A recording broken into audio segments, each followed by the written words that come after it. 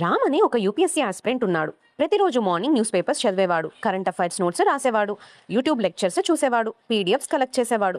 Preparation బాగా చేస్తున్నానని అనుకునేవాడు. మంత్స్ గడిచాయి, ప్రిలిమ్స్ క్లియర్ అయింది, మెయిన్స్ ఎగ్జామినేషన్ రోజు వచ్చింది.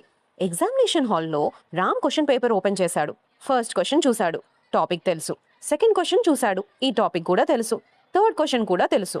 రామ్ ఫేస్లో స్మైల్ వచ్చింది. కనీసం క్వశ్చన్స్ అన్నీ తెలిసిన టాపిక్ నుండి వచ్చాయని అనుకున్నాడు. కానీ ఆన్సర్ షీట్ ఓపెన్ చేసి రాయడం స్టార్ట్ చేయగానే ఆ స్మైల్ మెల్లగా డిసపియర్ అయింది. టాపిక్స్ తెలుసు, కానీ ఆన్సర్ ఎలా స్టార్ట్ చేయాలి, ఇంట్రొడక్షన్ ఎలా రాయాలి, పాయింట్స్ని ఎలా అరేంజ్ చేయాలి, కంక్లూజన్ ఎలా కంప్లీట్ చేయాలి అన్నీ ఆలోచిస్తూనే టైం కాస్త గడిచిపోయింది. అప్పుడు రామ్కి ఒక రియాలిటీ అర్థమైంది. యూపీఎస్సీలో సక్సెస్కి నాలెడ్జ్ ఇంపార్టెంట్, కానీ మార్క్స్ తెచ్చేది నాలెడ్జ్ మాత్రమే కాదు, ఆ నాలెడ్జ్ని ఆన్సర్గా మార్చగలిగే స్కిల్.